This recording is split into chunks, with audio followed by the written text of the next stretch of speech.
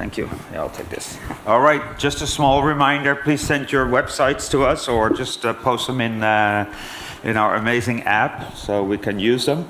We have a little disruption going on right now if they don't drop it. And so I have to introduce our executive chef, and I pronounce his name, Harry Herron. Chef Harry Herron is here, and I just want you to give him a huge applause for the excellent things.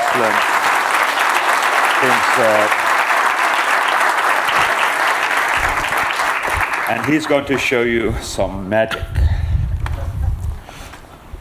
Ladies and gentlemen, good morning. And thank you for giving me the opportunity to speak about my favorite topic, and it's all over the place, the spices. All of you do an amazing job taking care of the pet world, and here I am to take care of your world. So that's how I fit into this context. My earliest memories of spice is actually not a very good one. I remember walking into spice shops in India and having a bout of sneezing. Every time I go there, the frequency has just come down much lower than what it used to be, but that's how my love affair with spices started. One of the daily rituals in my family every Sunday morning was my mom would make a paste out of this particular ingredient and apply it on her face. So this was every Sunday morning ritual. And then she would take a shower and come, and I would admire the glow on her face after using this particular ingredient. I thought this was a ritual only in my house, but it turned out it was a ritual in the entire neighborhood. The way I realized that was when I saw the neighbor walking out yellow-faced. So ladies and gentlemen, this particular ingredient is turmeric. This is the fresh form of turmeric. The dry form is available in many of the places in the spice shops. Another ingredient that always brings back childhood memories is cloves. Every time I taste cloves, it reminds me of the toothpaste that I've always used all my life. And it's the same brand. No prizes for guessing which brand it was. We've used it a lot, and every time I taste the spice just by itself, it always gives me childhood memories. Now, when I had a toothache, I always remember chewing on a small piece of clove. It was like a over-the-counter anesthetic that always numbed the area and made me feel much better. But I'm not here to talk about the spice world or the medicinal uses. I'm here to talk about what my favorite subject is, food, and how spices relate and how we use spices in this particular hotel and in the culinary world. There are many varieties of spice mixes that we use in this hotel. Our signature recipes in the restaurant is a shrimp and grits, and we use a home-style, homemade Cajun spice mix. We use a coffee chipotle spice mix. But what really reminds me of home is the spice mix that I'm going to share with you, and it's called the Indian-style garam masala. So what we have here is a mixture of different spices. The traditional spice mix is cinnamon, cardamom, and cloves. But each chef loves to put a spin on the garam masala recipe. And so here we have a couple of very different ingredients. You have cinnamon, cardamom, cloves, bay leaf. This particular spice mix is called mace. Then we have coriander, cumin, and my personal favorite is star anise.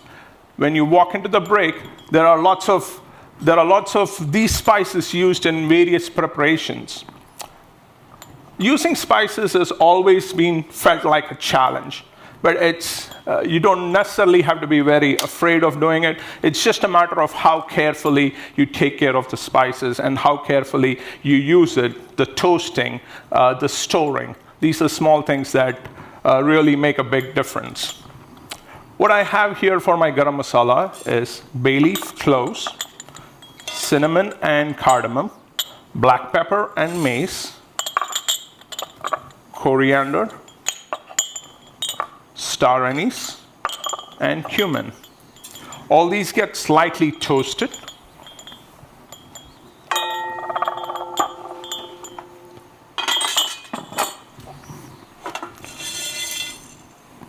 On a low heat, all these get lightly toasted on a very low heat to help all the essential flavors, essential oils release. Toast it till you get a very, very light color on it. You don't really want it to be very bitter. And once that is done, allow it to cool and then blend it into a spice mix and store it in an airtight container. What are the general typical uses of this particular spice mix? You can use it over meats. You can use it in any kind of stews. The reason why it was called garam masala, garam meaning warm in Hindi, masala means a spice mix. This particular composition was used in very colder part of India, the northwest frontier, and the northern part of India where it was really cold. So this was something that they would use in their stews to help warm up their body. It continues to be used across many parts of the world in different cuisines, in different composition. So that is, ladies and gentlemen, the garam masala that we've had. There is one spice that I really would like to talk about, and that's fennel. If you've ever been to an Indian restaurant and you've had a heavy meal, and as you walk out of the door, there's always a small bowl with some fennel seeds in there. My kids adore it because now it comes sugar coated and with every pastel color that's available on earth. But that's a natural mouth refreshener. And that's how we've always had in India, and it kind of continues to grow. Ladies and gentlemen, it looks like I'm out of time. Thank you for this opportunity. Hope you had a great stay with us and enjoyed all our food and beverage offering.